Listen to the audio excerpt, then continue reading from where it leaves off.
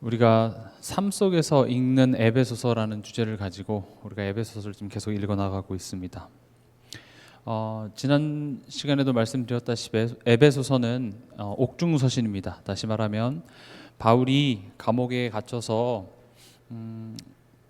성도들에게, 특별히 에베소에 있는 성도들에게 일일이 찾아갈 수 없기 때문에 두기고를 통하여서 에베소에 사는, 또 뭐 어떤 그 신학자들은 에베소뿐만 아니라 소아시아에 있는 여러 교회들에게도 이 편지를 이렇게 돌려보도록 했다고 하더라고요. 뭐 어쨌든 그 성도들에게 바울이 직접 갈 수 없었기 때문에 두기고를 통해서 보낸 편지의 내용이 바로 에베소서입니다. 쉽게 말하면 여러분들의 매일매일 일상 속에 바울이 가서 이렇게 해라 저렇게 해라 가르쳐 줄 수 없기 때문에 바울이 나에게 편지를 썼다, 이런 생각을 해보셨으면 좋을 것 같아요. 더 나아가서는 바울이 내게 편지를 썼다기보다는 하나님이 지금 내게 굉장히 개인적인 편지를 보내주셨다라는 생각을 가지고 에베소서를 봤으면 좋겠습니다. 또 에베소서를 받는 그 사람이 어떤 대단한 신학자나 어떤 훌륭한 제자가 아니라 그냥 일반 평신도였습니다. 다시 말하면 우리의 어떤 높은 수준을 가지고 있어야만 이해가 되어지는 내용이 아니라 그냥 우리의 삶 속에서 일어나는 어떤 문제와 사건 속에서 하나님께서는 답을 주시기 원하시는 것이죠. 여러분들의 한 주간은 어떠셨습니까? 이번 한 주간 연말이 되면 될수록 뭐 즐겁고 좋은 일이 좀 많아야 되는 것 같은데 참 여러 가지 사건들도 많았고요. 또 한 주간 여러 가지 만남들과 여러 가지 사람들의 말 속에서 또 나를 좌절케 하고 나를 울게 만드는 그런 순간들이 분명히 있었던, 정말 참 녹록지 않은 우리의 현실입니다. 이런 현실 속에서 에베소서는 말합니다. 하나님이 나를 향한 뜻이 있다고 얘기를 하고 있습니다. 이 에베소서는요, 나를 향한 하나님의 궁극적인 목적에 대해서, 특별히 이 1장에는 하나님의 궁극적인 목적에 대해서 계속 얘기하고 있습니다. 그래서 이미 읽어보신 분들은 아시겠지만 하나님의 뜻이라는 말이 굉장히 많이 나옵니다. 하나님의 뜻, 하나님의 뜻.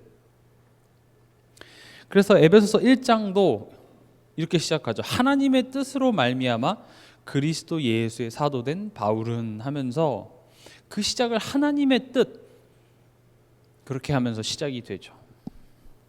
근데 문제는 우리가 하나님의 뜻을 알지 못하는 데에서 이제 시작이 됩니다.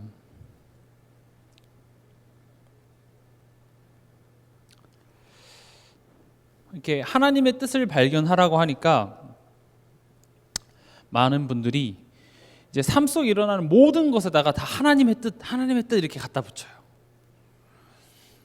지금 엄마가 혼내는 것도 하나님의 뜻이고, 네가 감기를 걸린 것도 하나님의 뜻이며, 심지어 자녀가 엄마 내가 방황하는 것도 하나님 뜻이야 라고 얘기하고 그냥 거기다 하나님 뜻이라고 붙여버리면 속이 편하잖아요, 그렇죠? 특히 가정, 이렇게 믿는 가정 안에서 서로 말싸움할 때 하나님의 뜻이야 이 말만 붙이면 그 사람이 이겨요. 누가 먼저 그걸 말하느냐에 따라서 귀에 걸면 귀걸이가 되고 코에 걸면 코걸이가 되는 거죠. 엄마를 왜 혼내는 줄 알아? 이거 다 하나님 뜻이야. 이러면 할 말이 없어지는 거죠. 내가 만약에 아픈 게 하나님의 뜻이라면, 다시 말하면 병이 하나님의 뜻이라면, 병 자체가, 그럼 뭐 병원이나 의사나 약 이런 건 다 사단인가요? 그건 아니겠죠. 지금 하나님의 뜻이라는 것을, 내가 아픈 것, 지금 이 상황에서 내가 하는 그런 모든 일들을 합리화시키는 쪽으로 사용하라고 지금 하나님의 뜻을 얘기하는 것이 아닙니다. 다시 말하면 나를 향한 하나님의 뜻을 모른다는 이야기가 돼요. 그러니까 그냥 귀에 걸면 귀걸이, 코에 걸면 코걸이 식으로 그냥 내 마음에 맞는 쪽으로, 또 가정 안에서 엄마나 아빠가 자녀에게 대해서 하나님 뜻이야 이래버리면 자녀는 이제 할 말이 없게 되는 것이죠. 우리가 뭐 하나님의 뜻을 지식적으로 모르진 않습니다. 우리가 지식적으로 배워서 하나님의 뜻은 알고 있죠. 오늘 우리가 읽었던 이 본문에도 보면 3절에는 우리에게 신령한 복을 주시겠다고 하고 있고요. 또 4절에는 우리를 거룩하고 흠없게 하시겠다. 또 5절에는 우리를 아들로 삼아 주셨다. 뭐 이런 것들이 이제 하나님의 뜻인 건 알겠어요. 그리고 뭐 그런 하나님의 뜻이 뭐 기분 나쁜가요? 기분 안 나쁘죠. 뭐 그렇게 해주시겠다는데 감사하죠. 근데 이제 문제는 이런 하나님의 뜻과 약속들이 나에게는 조금 추상적으로 들린다라는 거죠. 왜냐하면 우리가 처한 현실 때문에 그렇습니다. 무슨 말이냐면 우리의 요구는 이런 거죠. 하나님 그렇게 막 대단한 거, 나를 막 세계를 살릴 서밋이라든지 뭐 그런 큰 거 내가 아직 안 바라니까 그런 것까지는 안 해줘도 지금 이 상황에서 힘 좀 써주세요. 지금 우리 그거 바라는 거잖아요. 하나님의 그 크신 뜻, 나를 향한 크신 뜻은 알겠는데 지금 오늘 내가 미치겠는데, 지금 오늘 이 상황에서 내가 어쩔 줄 모르겠는데 하나님 내 자녀 맞으니까 하나님 지금 이 상황에서 힘 좀 써주십시오. 우리 그런 것들을 얘기하는 거죠. 그렇게 하나님이 힘 써주시기를 내가 끝까지 기다려서 그 힘, 하나님의 도움을 받으면 또 상관이 없겠는데, 문제는 뭐냐면 하나님이 힘 써주시기도 전에 벌써 내가 분석하고 내가 판단하고 내가 결정을 내버리죠. 혹시라도 내가 안 물어보고 결정했다고 나중에 트집 잡힐까 봐 그래서 일단 물어는 보고 이제 내가 결정하고. 사실 그런 모습만 봐도 우리가 하나님의 뜻이 사실은 뭔지 그렇게 궁금하지 않는 우리의 본심인지도 모르겠습니다. 또 성경에는 뭐 먼저 그의 나라와 그의 의를 구하면 뭐 내 거 들어준다는 식으로 얘기를 하니, 그래서 이제 하나님의 뜻이 뭔지 물어보고 결국 뭐 답이 없잖아요. 하나님 뜻, 지금 이 상황에서 하나님 이걸 선택해야 됩니까? 이걸 선택해야 됩니까? 이 상황에서 나보고 어쩌란 말입니까? 했을 때 하나님이 이렇게 해라 라고 답을 해주면 좋겠는데 항상 벽에다 얘기하는 느낌이기 때문에 그래서 그냥 예의상 물어봐 드리고 그리고 결국 내가 결정하는 것이죠. 그래서 우리가 하나님의 뜻을 알아야 된다. 하나님의 뜻 이러면 어쩌면 우리가 약간 점쟁이를 찾아가는 느낌의 식으로 하나님의 뜻을 이해하고 있는지도 모르겠습니다.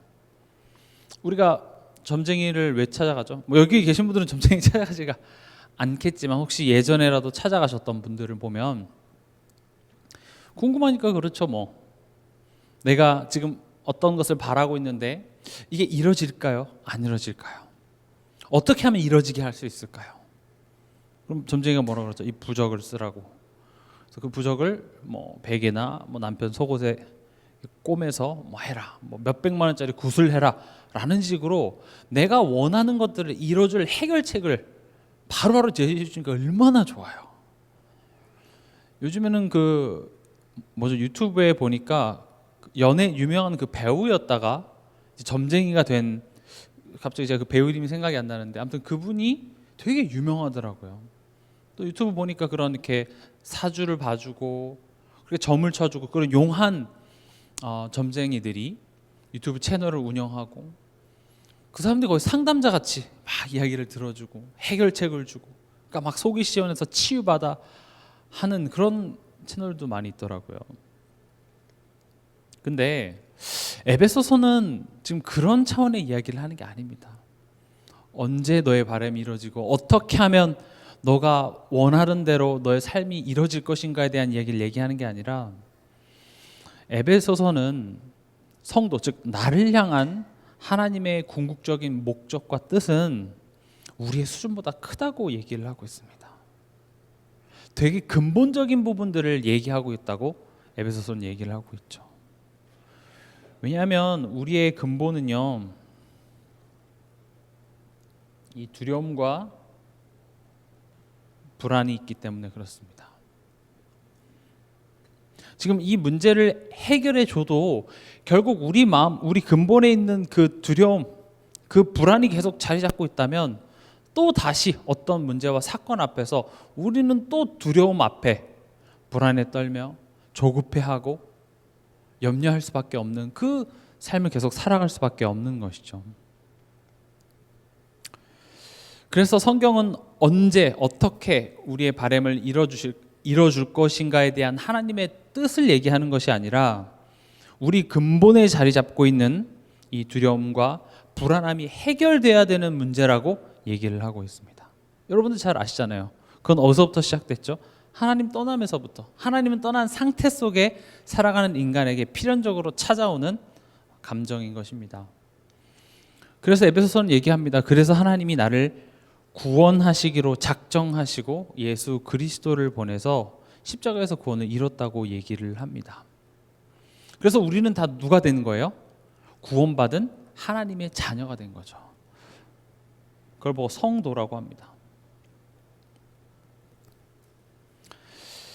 근데 이제 문제는 우리가 구원받았고 하나님 자녀가 됐고 더 이상 두려움의 종로로 탈 필요가 없다라는 선포를 하나님께서 해주셨음에도 불구하고 여전히 우리 현실 속에서, 우리 삶 속에서 이제 두려움과 불안함에 휘둘리고 있는 우리의 현실이 문제가 되는 것이겠죠.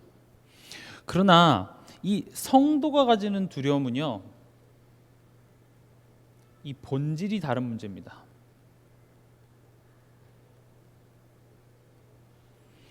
불신자가 갖는 두려움은 두려움에 정말 종 노릇을 하는 것이고요. 성도가 갖는 두려움은요, 본질이 다르다라는 것은 신분의 문제가 아닌 수준의 문제라는 겁니다. 더 쉽게 말하면 지옥 가는 문제가 아니라 그 신분에 따른 축복을 누리지 못하는 문제가 되어지는 것이죠. 그것으로 말미암아 하나님의 자녀가 취소되어지는 문제가 아니라 하나님의 자녀로서 그 은혜와 평안함을 누리지 못하는 문제가 되어진다라는 것입니다. 왜 이게 신분의 문제가 되어지지 않죠?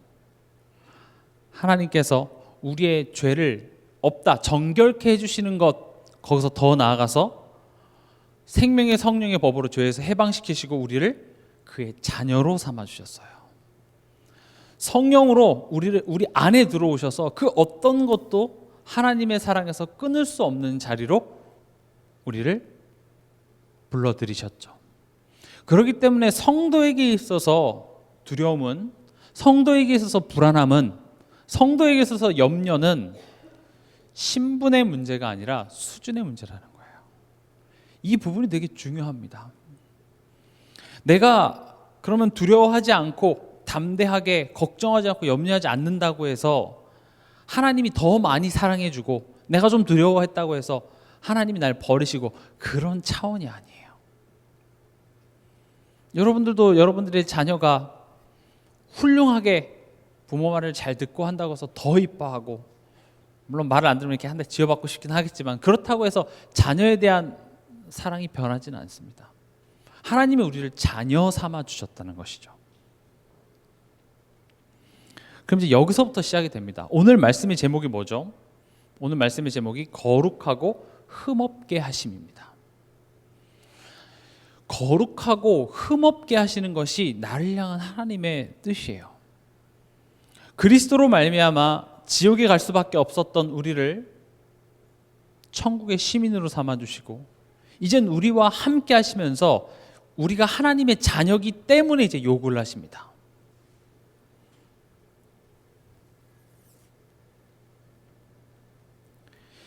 그런 우리의 현 상태, 그렇죠? 우리가 어떤 대단한 실력을 가져서 우리가 이제는 하나님 자녀가 돼서 걱정도 안 하고 염려도 안 하고 진짜로 하나님 앞에서 내가 온전히 내 인생을 드립니다라고 고백할 수 있는 실력이 돼서 나를 구원하는 것이 아니라 하나님이 일단 나를 구원하시고 자녀 삼으신 다음에 그 안에서 나를 완성해 나가시겠다고 말씀하시는 것이죠.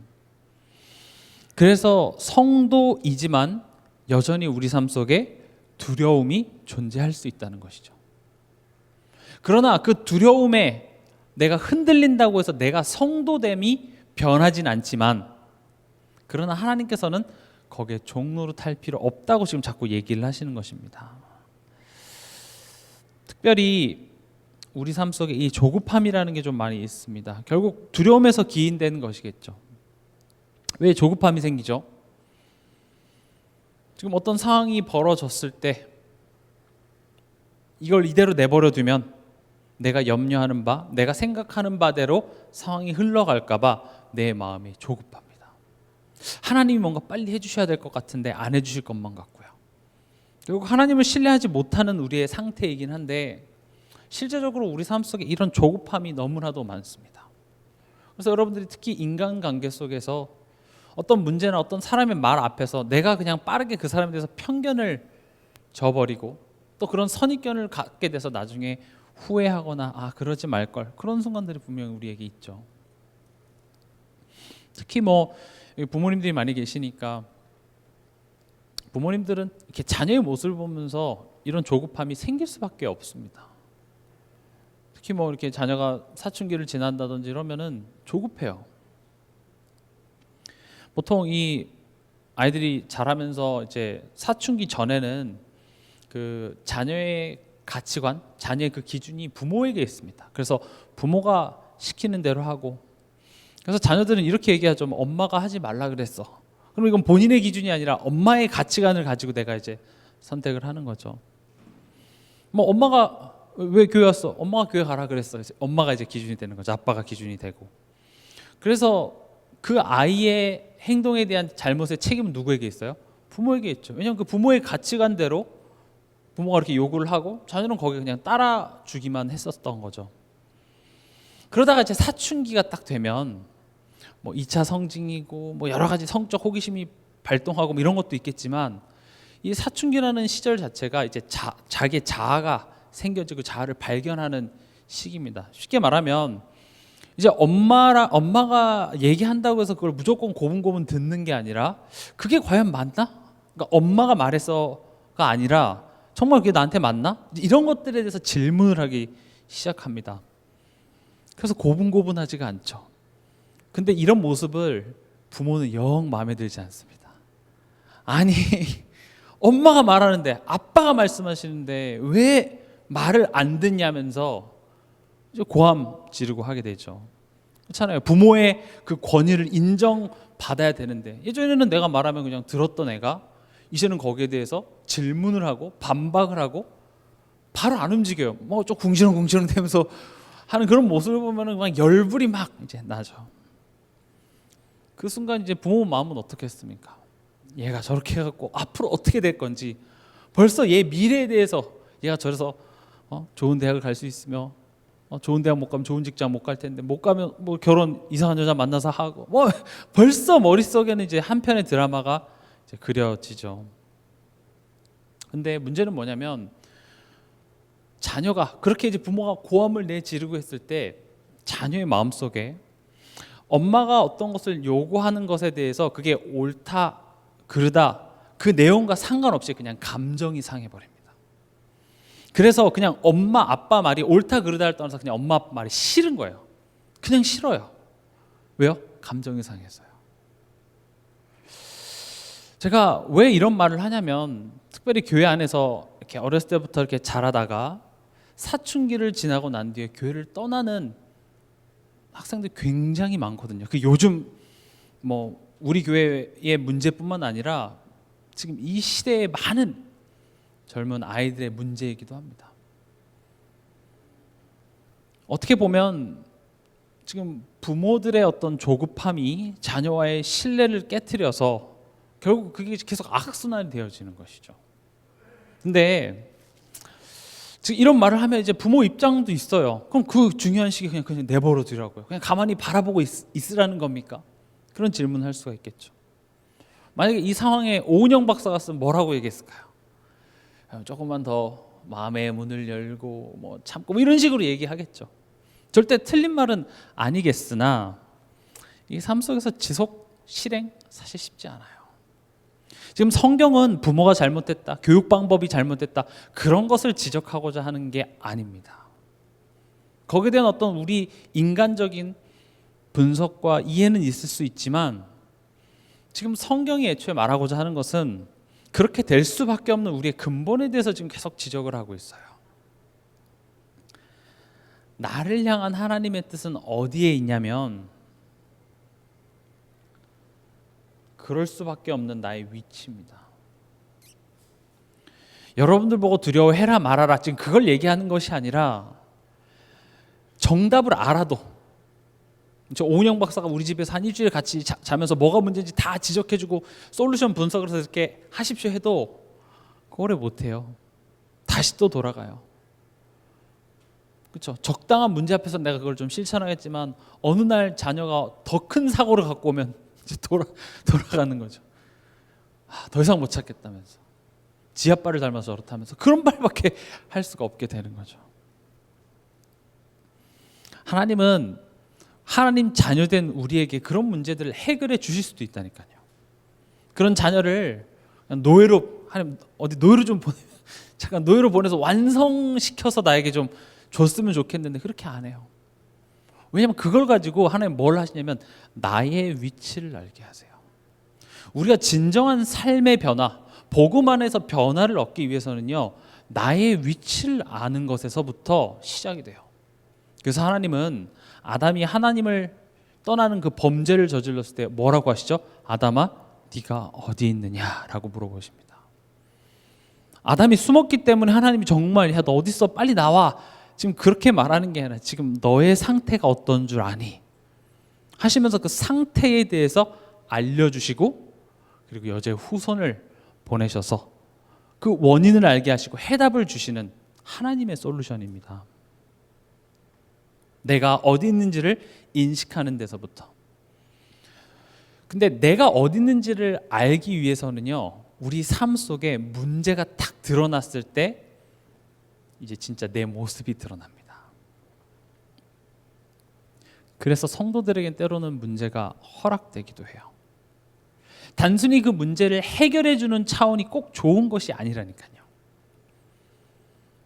내가 기도했더니 병이 낫고, 내가 기도했더니 어떤 경제 문제 해결되고, 뭐 그렇게 우리의 문제들이 해결되는 경우도 있습니다만, 여러분들이 경험해 보셔서 아시다시피 우리 삶 속에 일어나는 문제를 하나님이 그렇게 쉽게 해결을 잘 안 해주세요.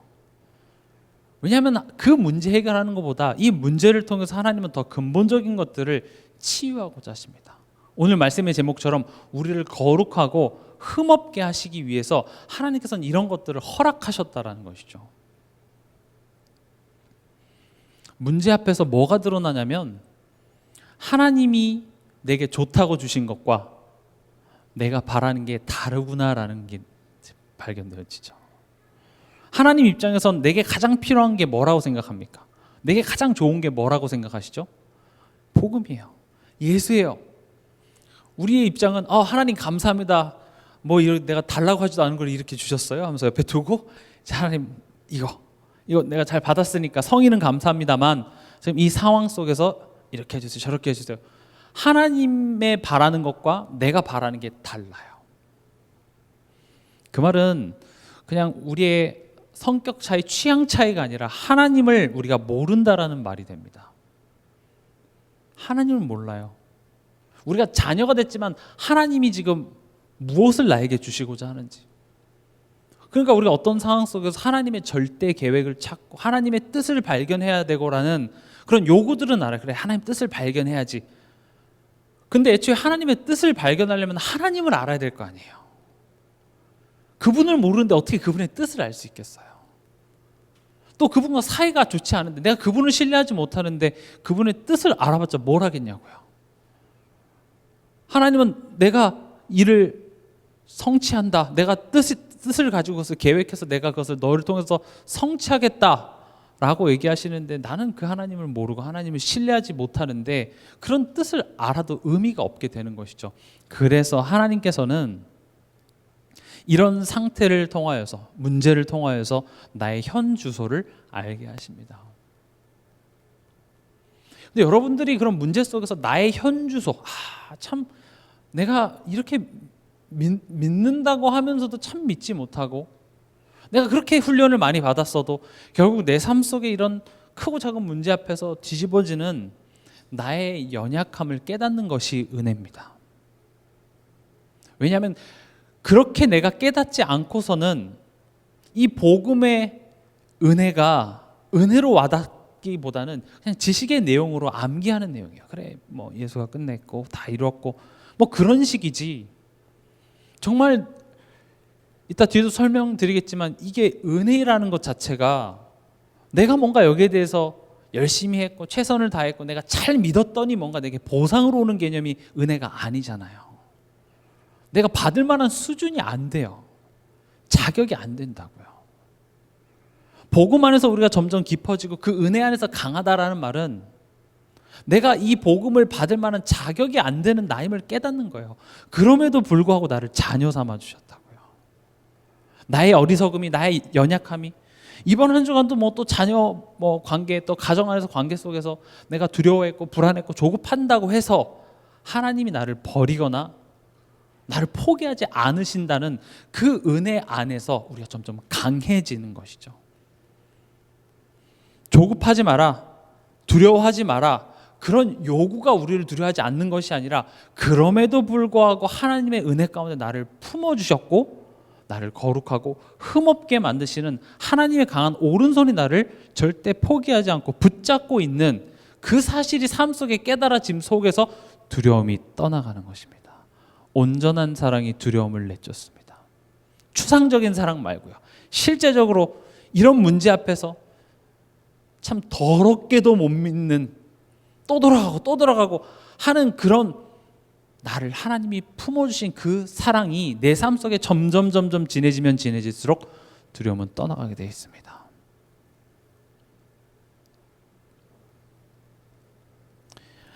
4절에 보면 우리를 거룩하고 흠없게 하신다 그랬습니다.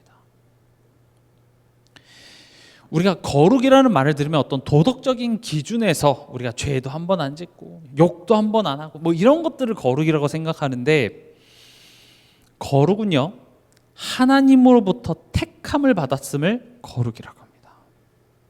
하나님으로부터 택함을 받았기 때문에 세상과는 구별된 자를 보고 거룩하다고 합니다. 세상과 구별됐다라는 말이 여기에 이렇게 그리스도인, 크리스찬 이렇게 표시를 하고 다녀서 구별되는 것이 아니라 삶의 방식, 삶의 태도가 달라요. 문제가 일어나거나 사건이 일어났을 때 두려워하고 불안하고, 그래서 거기에 대해서 내가 분석을 하고 대책 마련을 하고 이 문제에 대한 원망할 대상을 찾고, 그게 세상 사람들의 삶의 모습이나 우리는 다르다고요.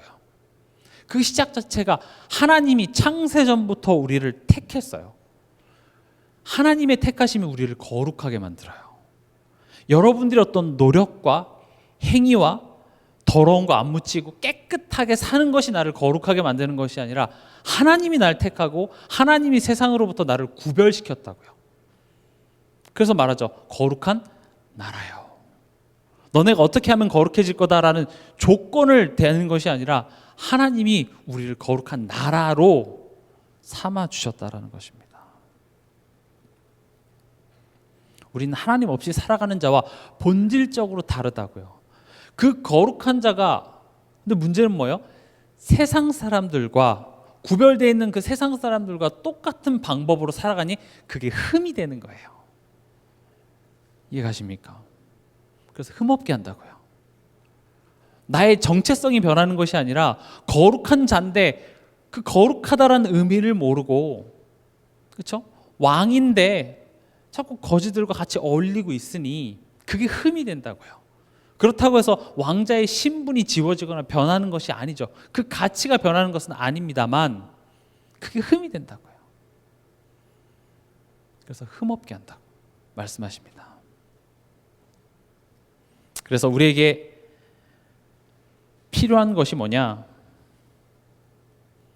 그것이 2절 우리 한번 같이 읽어볼까요? 하나님 우리 아버지와 주 예수 그리스도로부터 은혜와 평강이 너에게 있을지어다. 그래서 우리에게 필요한 것이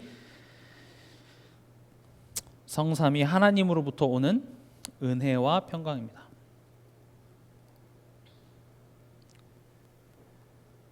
먼저 평강에 대해서 얘기를 해보면요, 우리가 평강하면 뭐가 떠오르냐면 문제 없는 거예요. 그냥 아무 일도 안 일어나고 그냥 이번 한 주간도 무사무탈 하는 그런 것을 평강이라고 많이 생각을 해요. 지금 바울이 은혜와 평강이 있을지어다라는 말이 이번 한 주간도 사고 나지 마시고 건강하시고 식중독 걸리지 마시고 지금 그걸 빌어주는 차원이 아니에요.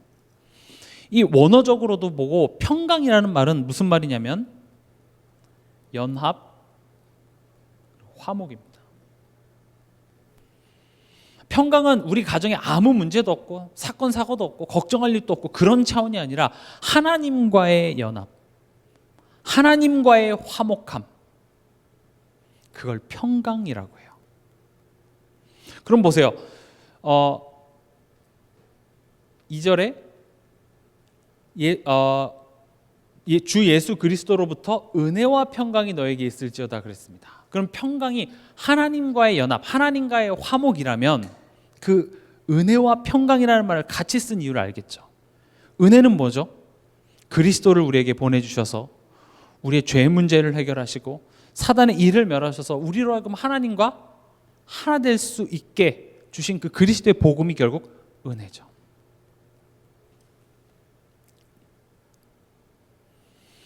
왜 이런 말이 필요하냐면 우리의 상태가, 우리의 본질이 본질상 진노의 자녀입니다. 그 말이 무슨 말이냐면 그냥 우리가 숨쉬고 존재하는 것만 해도 하나님을 진노케 하는 위치에 있었어요. 또 로마서 5장에 보면 우리가 하나님과 원수되었다고 얘기를 합니다. 우리 아버지의 원수, 내가 너를 죽이기 위해서 칼을 몇 년 동안 갈았다, 이런 행동을 하지 않았음에도 불구하고 우리의 존재 자체가 하나님과 원수되었던 자리에 있었다라는 것이죠. 거기서 모든 불행은 시작돼요. 그냥 난 내 삶을 살았을 뿐인데요, 나는 그냥 삶 속에서 좀 걱정 없고 근심 없고 뭐 대단한 거 바라지 않으니까 그냥 그렇게 행복하게 좀 살았으면 좋겠는데 어떻죠? 우리의 현실이 그렇게 되지가 않아요. 근데 그 상황 속에서 하나님만은 믿지 못하고 또 오히려 내가 이 방법 저 방법 다 해놓고 결국 하나님만 불평하는 그런 우리의 모습인 것이죠. 그래서 지금 바울은 얘기합니다. 성삼위 하나님, 하나님과 그리스도 예수로부터 오는 은혜와 평강이 너에게 있을지어다. 우리에게 있어서 어떤 문제가 해결되어지고 이런 상황이 나아지고 이기 이전에 하나님과의 평강, 하나님과의 화목을 이루는 것이 더 중요한 것입니다. 우리 로마서 5장 한번 찾아볼까요? 로마서 5장 1절입니다.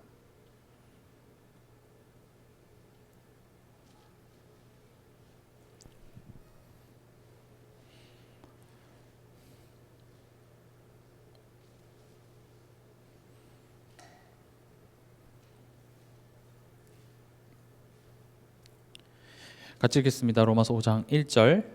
그러므로 우리가 믿음으로 의롭다 하심을 받았으니 우리 주 예수 그리스도로 말미암아 하나님과 화평을 누리자. 지금 뭘 요구하고 있죠? 구원 받았으니까 끝났다 이렇게 얘기하고 있나요? 아니죠. 믿음으로 의롭다 하심을 받았으니 우리 주 예수 그리스도로 말미암아 뭐 하자고요?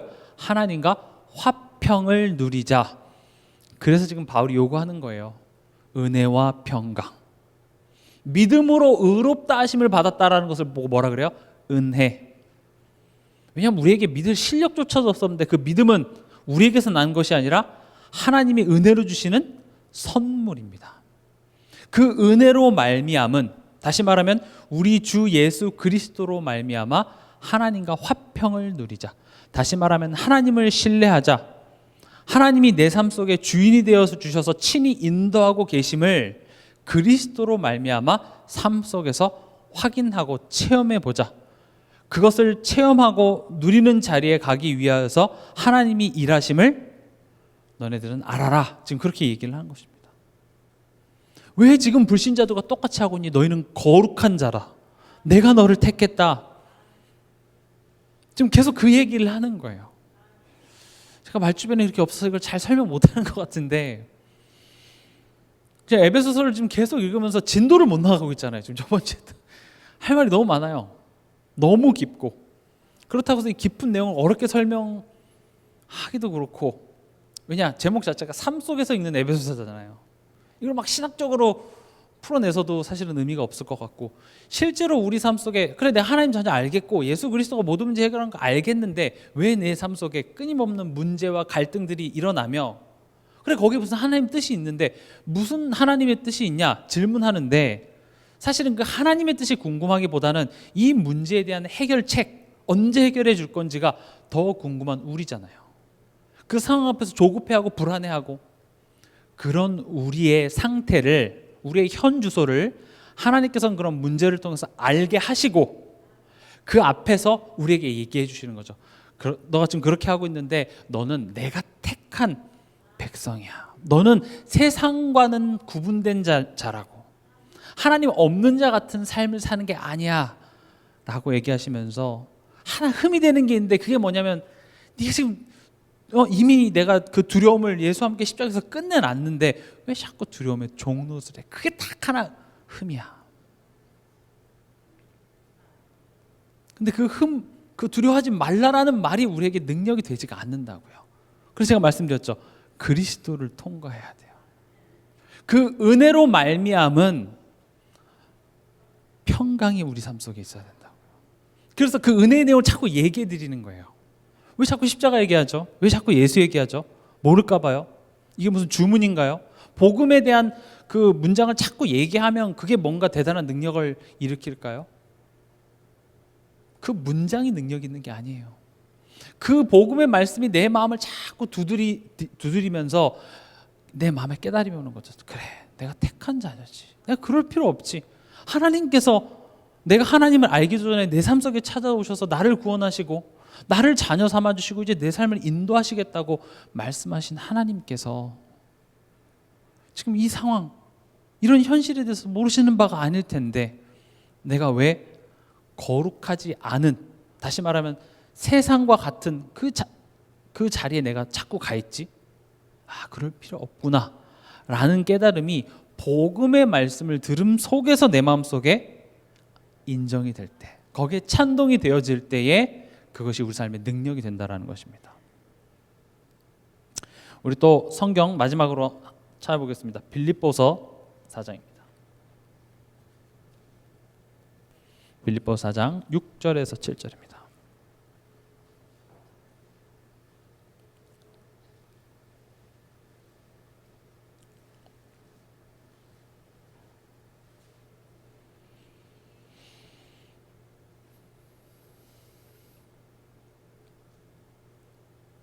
잘 아는 구절이니까 같이 읽어보겠습니다. 아무것도 염려하지 말고 다만 모든 일에 기도와 간구로 너희 구할 것을 감사함으로 하나님께 아뢰라.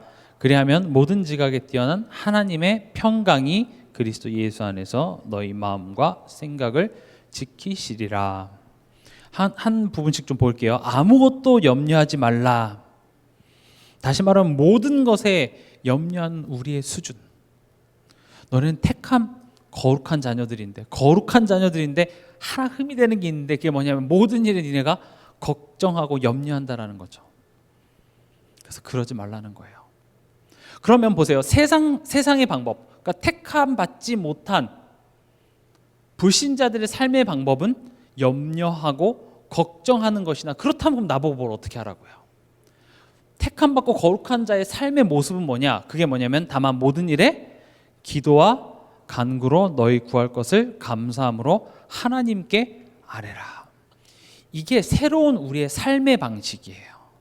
문제가 생기면 염려와 나의 어떤 생각과 판단으로 얘가 왜 이러고 왜 이 상황이 벌어졌으며 누구 때문이고, 그런 원망, 불평으로 가는 우리의 체질, 그런 수준에서 어디로 나오라고요? 하나님께 질문하라는 거죠. 하나님께 아뢰래요. 하나님 지금 이런데요, 상황이. 하나님께 아뢰세요. 제가 그래서 우리가 기도라는 것 자체가 뭔가 하나님이 좋아할 만한 어떤 문장들과 단어들을 말해서 내가 하나님을 기쁘게 해드리면 하나님이 지금 내가 뭔가 원하시는 것을 이뤄줄 것처럼 생각하는데, 그게 아니라 기도는요, 먼저 그의 나라와 그의 의를 구하는 것인데, 어렵게 생각하지 마시고 하나님이 나를 사랑하시는 게 맞다면, 하나님의 사랑이 내게 어떻게 지금 성취됐는지 그 내용을 여러분들이 한번 기억해 보세요. 그렇다면 그 하나님의 사랑을 가지고 오는 현실을 봤을 때 하나님 지금 졸고 계실까요? 하나님이 실수하셨을까요? 그렇지 않다는 거죠. 먼저 그의 나라, 그의 의. 그의 의가 뭐죠? 내가 하나님만 믿지 못하는 그런 죄를 짓는 나를, 예수 십자가로 말미암아 나를 죄 없다 해주신 그의 의, 그리고 이제 나와 함께 하셔서 나를 자녀 삼아 주시고 나와 함께 하시는 그의 나라, 다시 말하면 그의 사랑이에요. 하나님이 나를 사랑하시는 게 맞다면 당연히 맞죠. 그러나 우리는 그걸 자꾸 의심한다고요.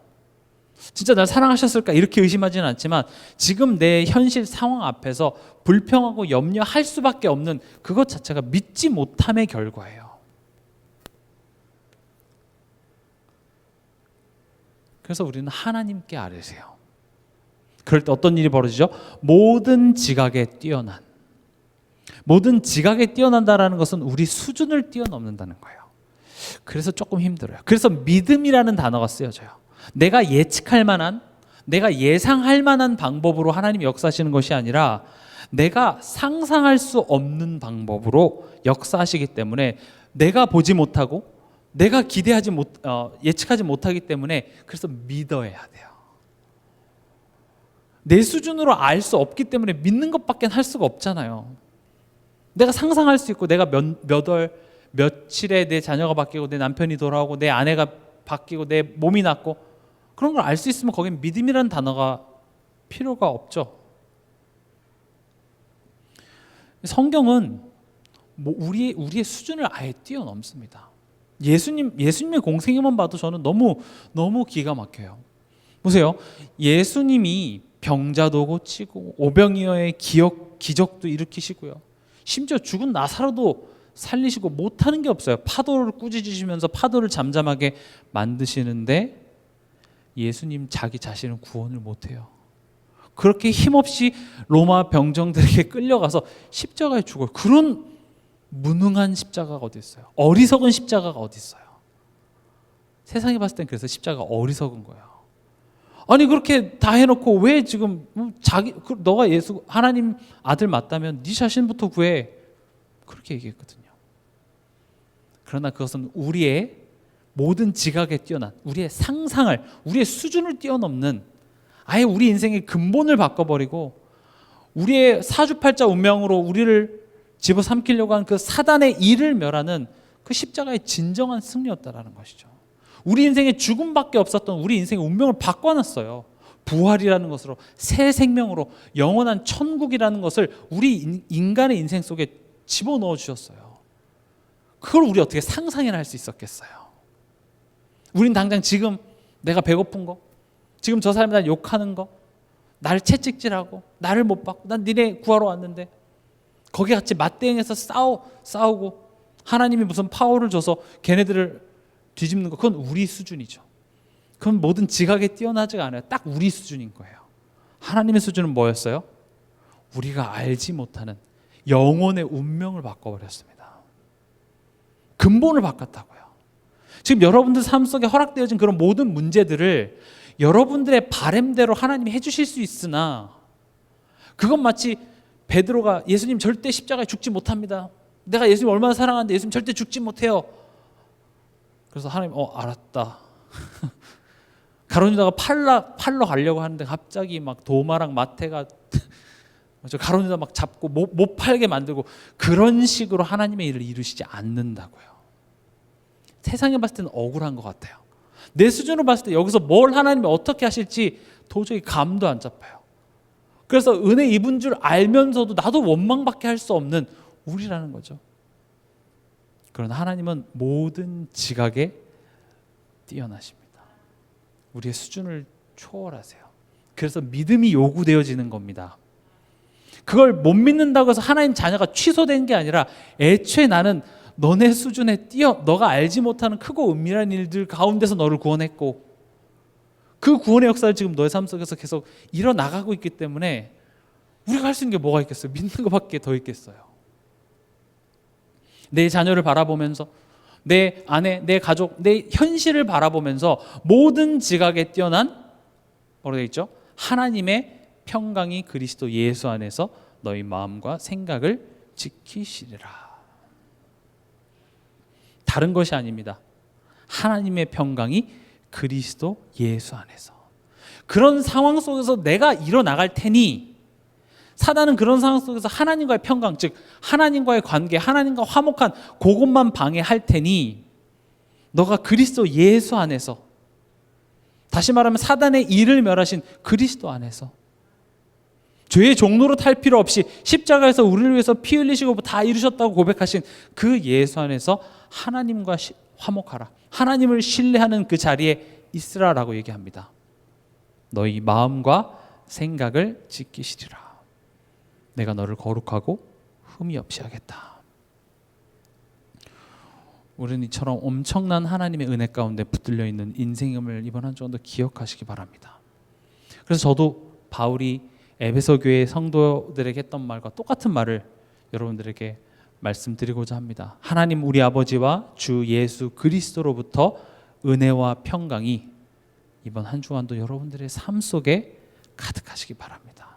문제 앞에서, 상황 앞에서, 때론 내가 이해할 수 없는 그 상황 속에서도 하나님 우리 주 아버지와 주 예수 그리스도부터 은혜와 평강이 여러분들의 마음과 생각을 지키셔서 결국 지나고 난 뒤에 그렇구나, 하나님이 하시는구나, 하나님의 완벽한 선하신 계획 안에서 모든 것이 합력하여 결국 선을 이루시는구나, 그런 고백을 하나님께서는 반드시 여러분들 입으로 고백하게 만드실 줄 믿습니다.